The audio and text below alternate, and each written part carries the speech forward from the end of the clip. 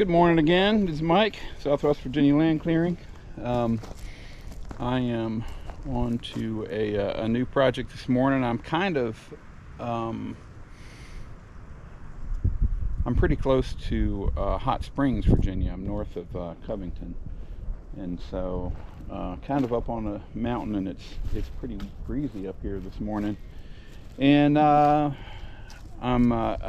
this was one of the more stressful and involved load-ins I've done, because there was it's hard to explain. Anyway, there were a lot of steps involved in getting down here, and it was just kind of stressful. I'm glad to have that done, and now I can actually think about what I got to do while I'm here. And so this is a little bit complex in that I have a map with 4 different sections on it, and I've got to do different things in the sections, and which is all fine. And the client was really helpful to provide that as much detail as he did, because he's not here.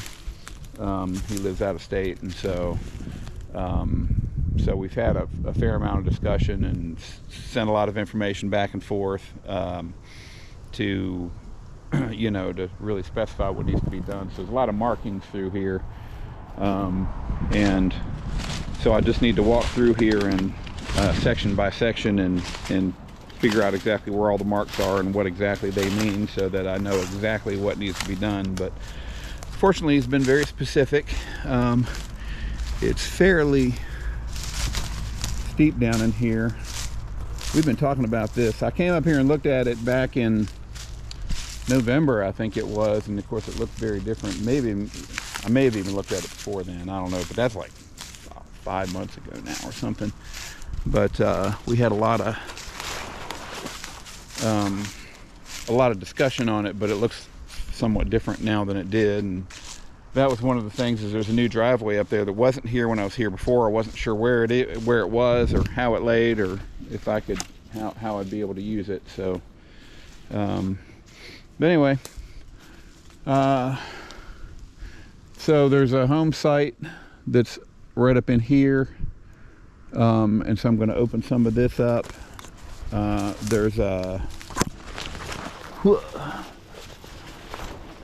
There's a right-of-way down here where this line goes up through, and so I'm going to be clearing this out. This should be probably the most straightforward piece of it.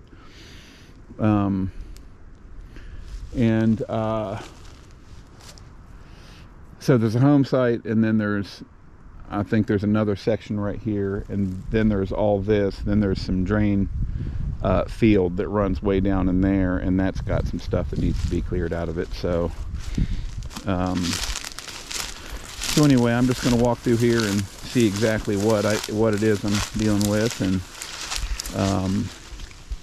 I'll get you back into it once I get it figured out. So thanks for coming along. Okay, I'm down in this drain field area and just checking it out, and it makes more sense to me now than it did when I was here before, because they changed the markings and kind of redecided some things. So but I'm looking forward to this, because there's going to be some getting some bigger trees down and processing them up, and so it'd be a fun one to have John on, but it's a finite number of trees, and I should be able to do it with no problem. But I'm looking forward to this part already. So anyway, I'm going to get up here and try to get started up near the top, and then I'll work my way down here. I'm potentially going to be here as much as 3 days, so I'll probably come down here after I get more of this top stuff done. So here we go.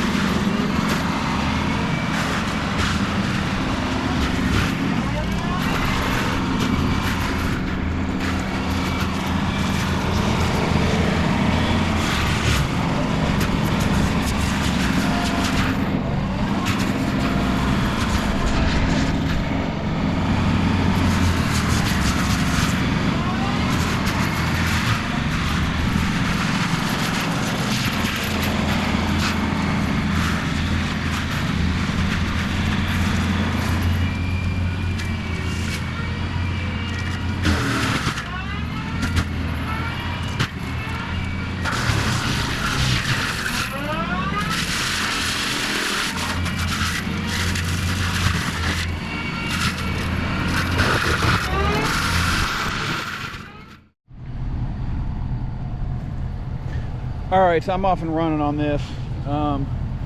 It's making more sense, as it normally does. Usually you start cutting and you're like, oh, I see what we're going for.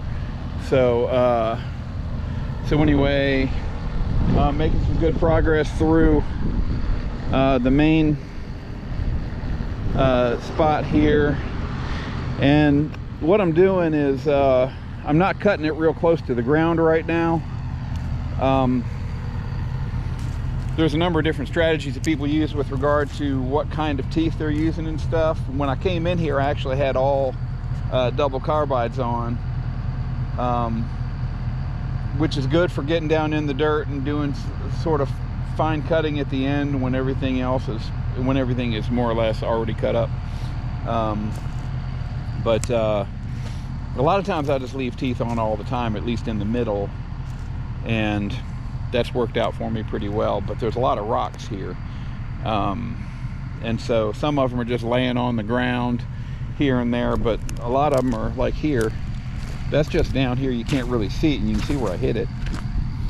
And there's just various rocks all through here.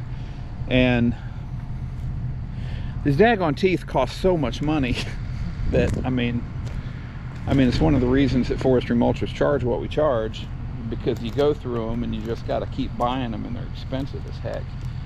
But gosh, you don't want to tear them up just for the sake of tearing them up, you know.